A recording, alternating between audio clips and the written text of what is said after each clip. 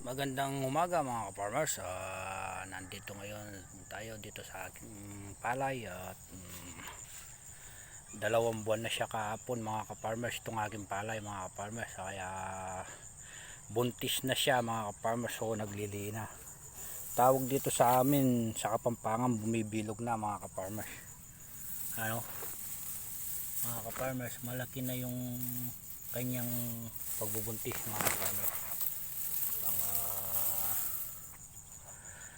Mga 2 linggo o 7 araw nasa taas na ito mga ka-farmers.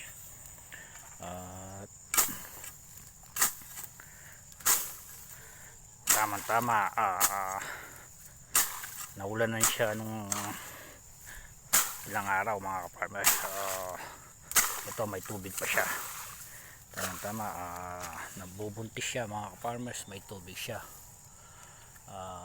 Kasi nasabog ito mga ka-farmers nung July 7 mga ka-farmers, kaya kahapon 2 buwan na.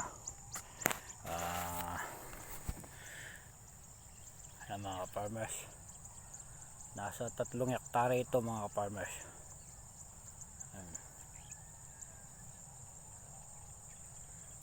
3 hektare yan mga ka-farmers.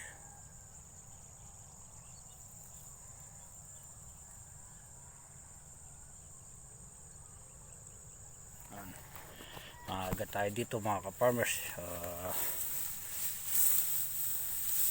Nagtatanggal tayo ng tira-tirang damo na hindi na tamaan sa gamot mga ka-farmers,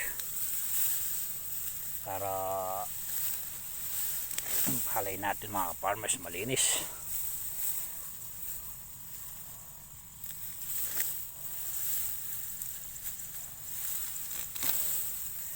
Ito kasing damong ito, tawag dito sa amin balaybong pusa o iki ng pusa.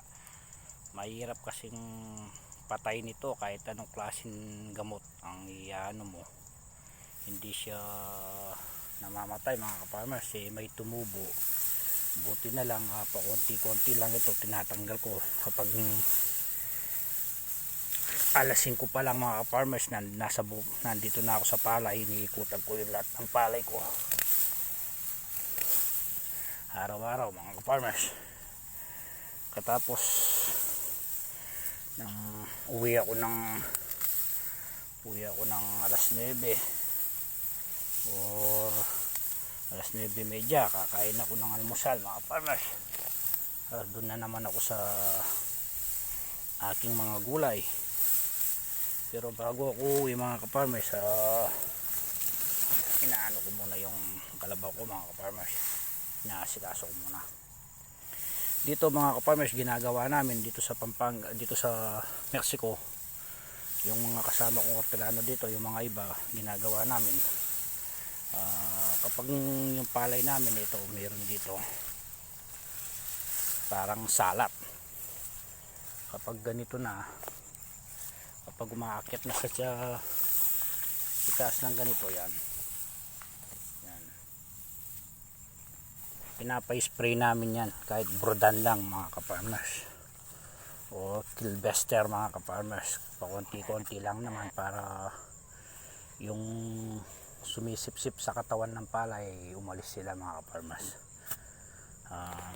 Hanggang dito muna mga ka-farmers, maraming salamat at happy farming sa ating lahat, and good morning.